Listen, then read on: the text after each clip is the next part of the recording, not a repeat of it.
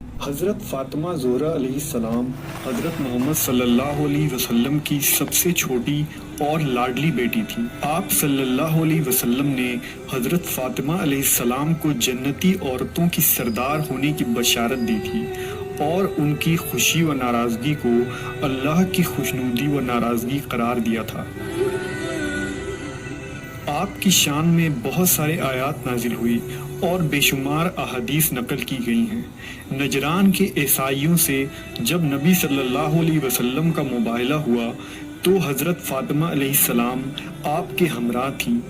آپ کا نکاح امام علی علیہ السلام کے ساتھ ہوا، جن سے جنتی نوجوانوں کے سردار امام حسن و حسین علیہ السلام کی پیدائش ہوئی۔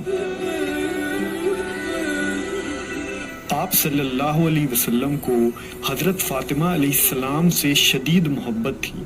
آپ نے ایک دفعہ فرمایا تھا کہ فاطمہ میرے جسم کا ٹکڑا ہے، بس جس نے اسے ناراض کیا اس نے مجھے ناراض کیا۔ ایک دفعہ کا ذکر ہے کہ حضرت امام حسن اور امام حسین علیہ السلام دونوں بیمار ہو گئے تو حضرت علی علیہ السلام، حضرت فاطمہ علیہ السلام اور ان کی خادمہ نے منت مانی کہ اگر یہ شفا یاب ہو گئے تو ہم 3 روزے رکھیں گے۔ چنانچہ حضرت علی نے شمون جو خیبر کا یہودی تھا اس سے کچھ قرض لیا۔ ایک روایت ہے کہ کام کر کے اجرت کے طور پر کچھ پیسے لیے اور ان تھوڑے سے پیسوں سے سحری و افطاری کا اہتمام کیا۔ پہلے دن جب افطار کا وقت ہوا تو دروازے پر آ کر ایک شخص نے آواز دی، اے اہل بیت محمد، میں بھوکا ہوں۔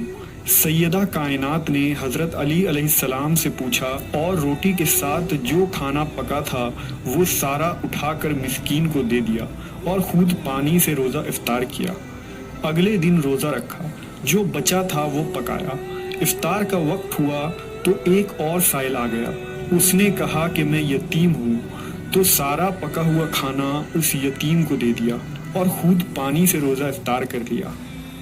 تیسرے دن روزہ رکھا، پھر سائل آ گیا، اس نے کہا کہ میں قیدی ہوں، خدا کے لیے مجھے کچھ دے دے، میں بھوکا ہوں، پھر سب کچھ اس کو دے دیا اور خود پانی سے روزہ افطار کر لیا۔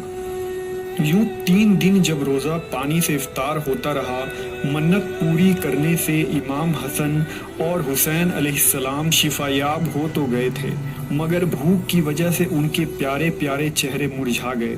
حضرت علی علیہ السلام اور خاتون جنت حضرت فاطمہ علیہ السلام کے چہرے بھی مرجھا گئے تھے۔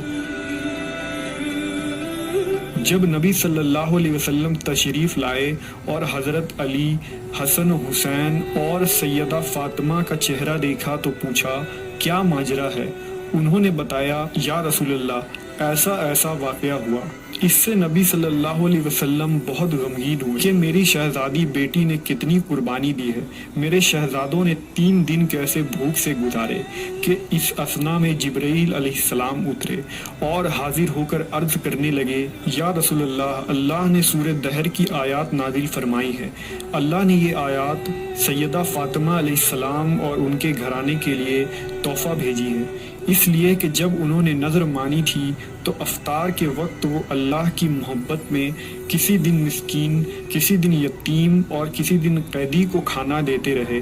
اس کے بعد جبرائیل علیہ السلام نے سورہ الدہر کی آیات تلاوت کی، جو اپنی نظریں پوری کرتے ہیں اور اس دن سے ڈرتے ہیں جن کی سختی خوب پھیل جانے والی ہے، اور اپنا کھانا اللہ کی محبت میں محتاج اور یتیم کو اور قیدی کو کھلا دیتے ہیں اور کہتے ہیں کہ ہم تو محض اللہ کی رضا کے لیے تمہیں کھلا رہے ہیں، نہ تم سے کسی بدلے کی خواستگار ہیں اور نہ شکر گزاری کے خواہش مند ہیں۔ ہمیں تو اپنے رب سے اس دن کا خوف رہتا ہے جو چہروں کو نہایت سیاہ اور بدنما کر دینے والا ہے۔